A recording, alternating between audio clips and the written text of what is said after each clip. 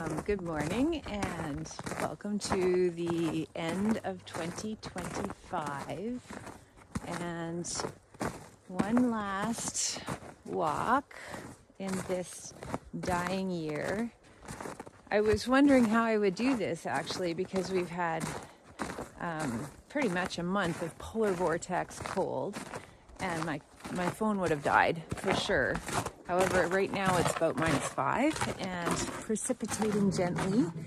And I thought I would take you with me as I bring our ladies back to their outdoor home from their indoor breakfast. And I'm going to try and do this because I don't actually need mitts. And so it's a little easier with all the fine motor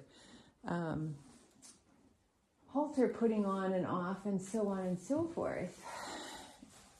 It's just a very peaceful atmosphere in our yard right now, and I've been spending a lot of time thinking about summing up what I've learned so far this year, and also trying to put into words the shift in organizing principles that will help me to consciously start top down, change how I move through problems and through what I perceive as problems even, because I'm very aware that now that my perception is like a little flashlight, and I'm not wearing it, but my toque in the morning has the little headlight, and so I can see exactly where I'm looking and nothing else. And that's very much a picture, I think, of how we go through life. We can see what we're looking at and what we're paying attention to, but everything else turns into the black beyond. So realizing that and kind of just sitting with that, I'm trying to be a lot more humble about what I know, what I think I know, what is true for me, and what I'm acting upon, which is always incomplete and always very much a small portion of what's really going on out there. And that's all of us, so it's no big deal. It's just that I can't be maybe the normal person or the typical person. I can't share a viewpoint with many people. My life is, unique, as is yours. And that's the way it should be, not that there's this collective opinion or collective perspective on a situation that is correct and that we're all trying to achieve. So all that to say, like I've been thinking about the words that have probably defined my actions to date have been all about safety and security and control.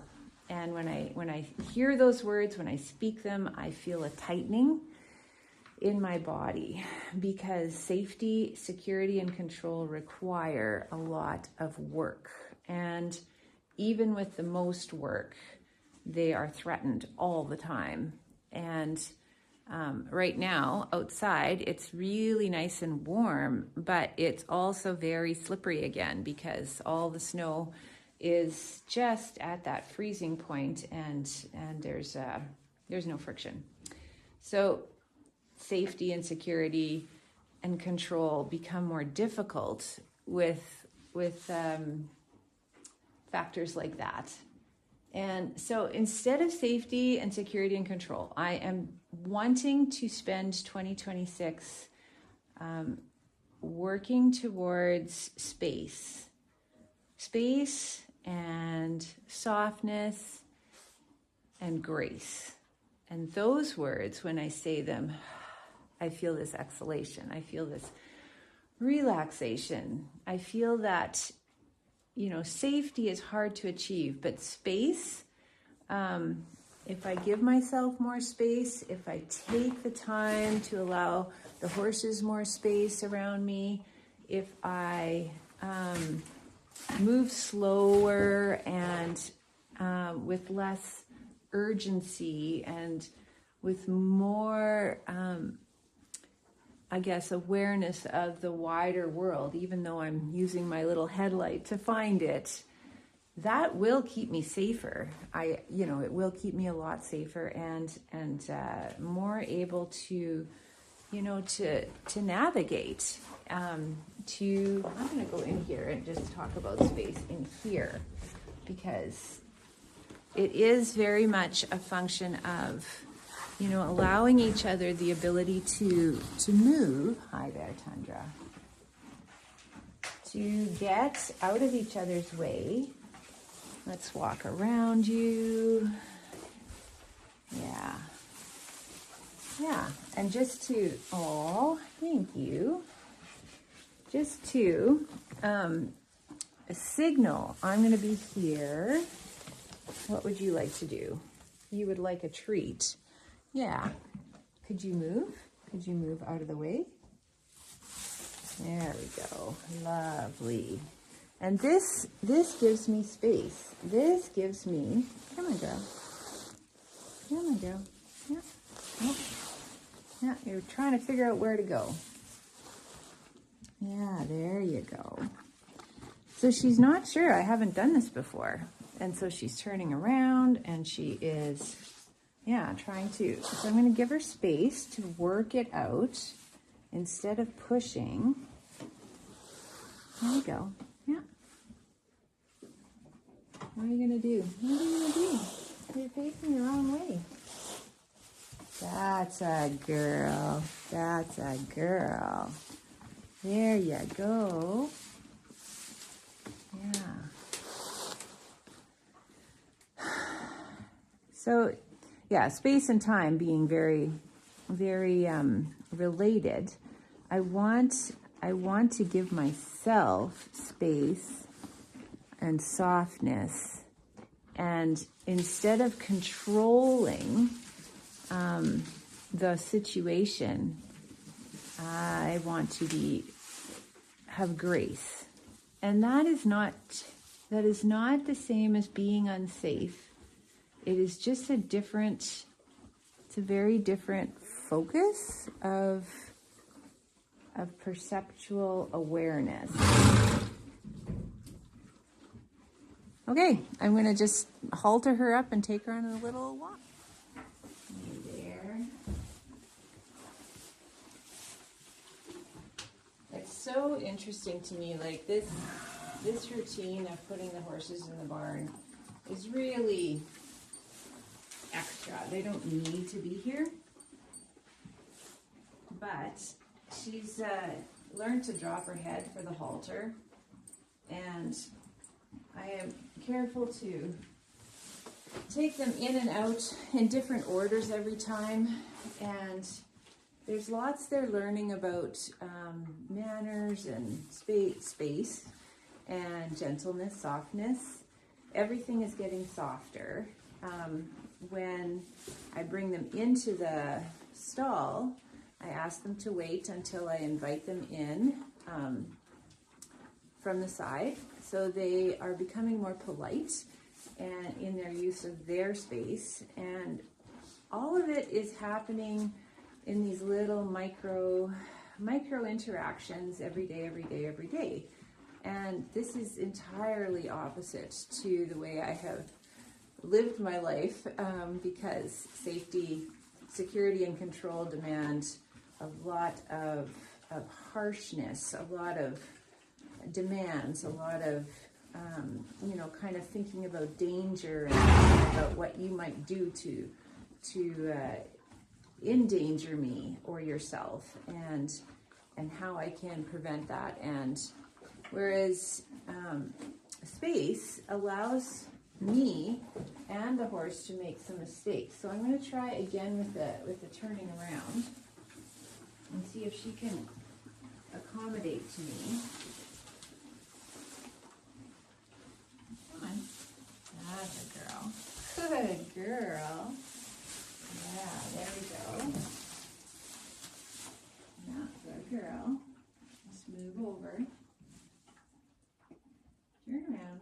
Yeah, we'll figure it out. Oh, good girl. And there we go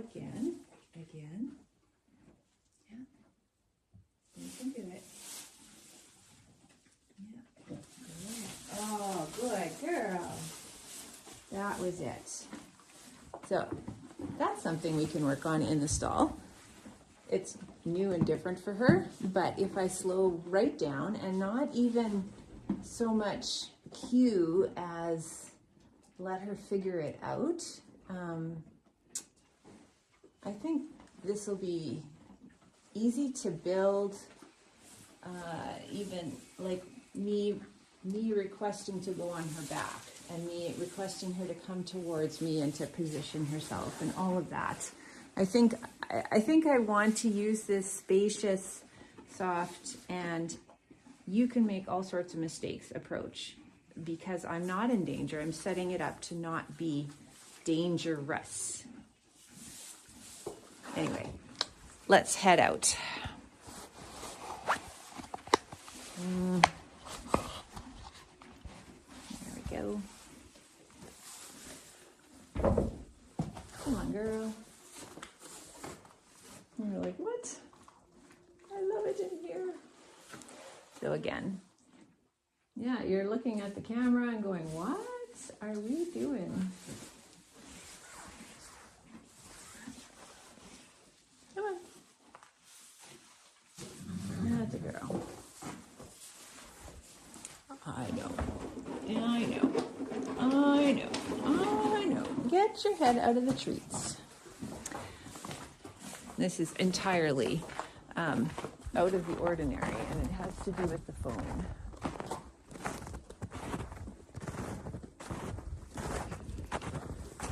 Okay, so this snow has gone from being deep and fluffy to soft and packable and a little bit heavy. Come on, girl. Come on, girl. And so we're just going to take some time. Again, this never happens, but I've got a phone, I'm talking, and she actually got a mouthful of treats there. Let's try a circle. Get you moving. Nope.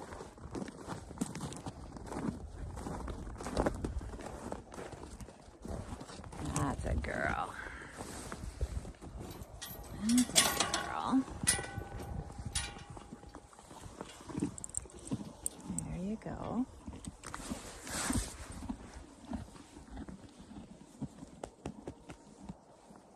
Wide-eyed and mystified.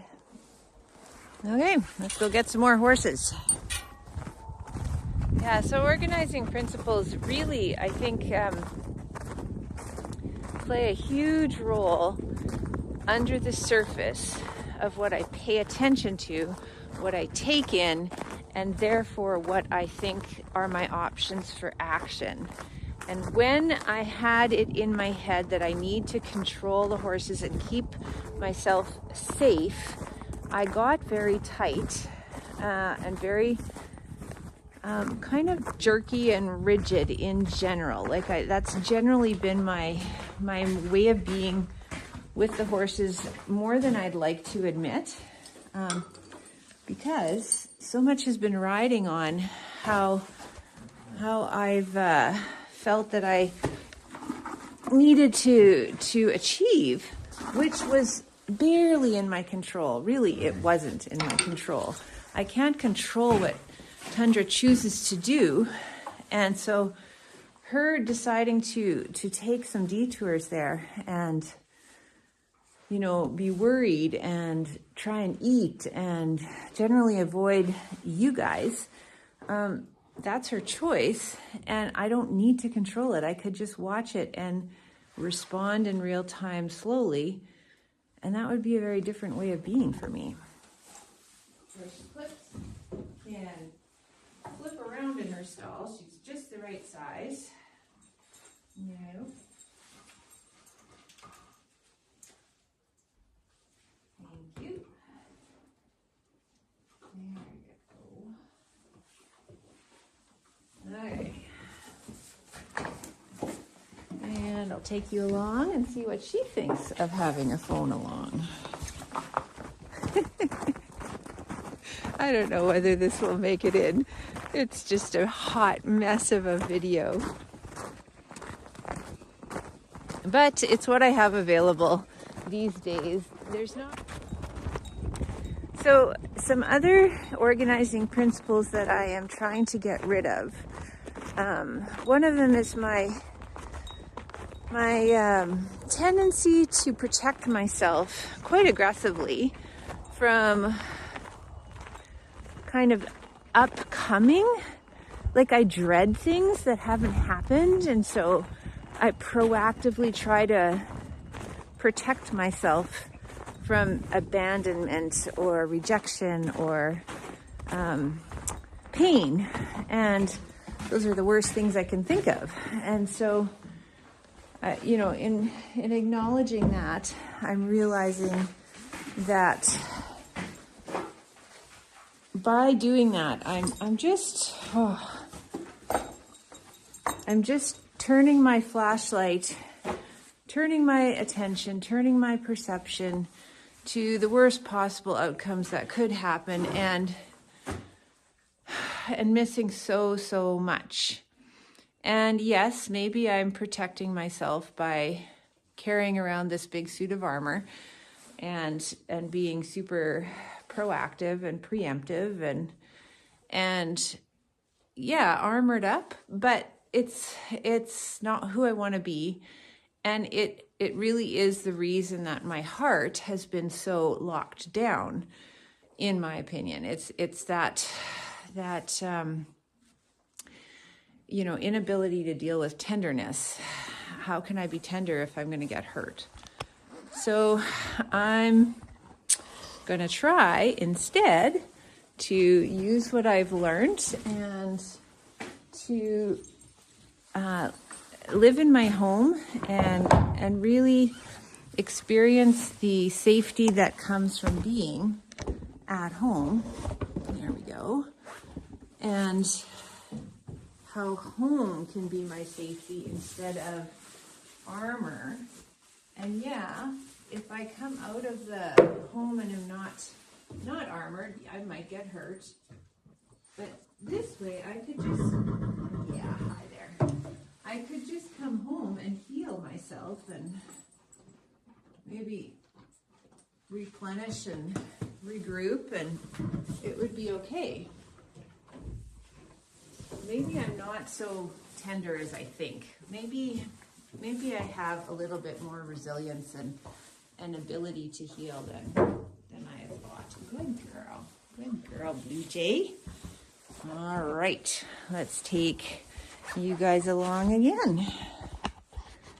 And okay, my girl, we're gonna go this way. Yeah.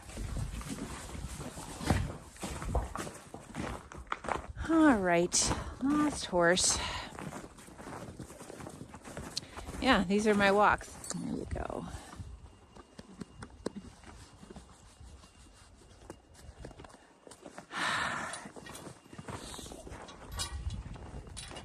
All right, well, now I'm gonna head back and clean out the stalls.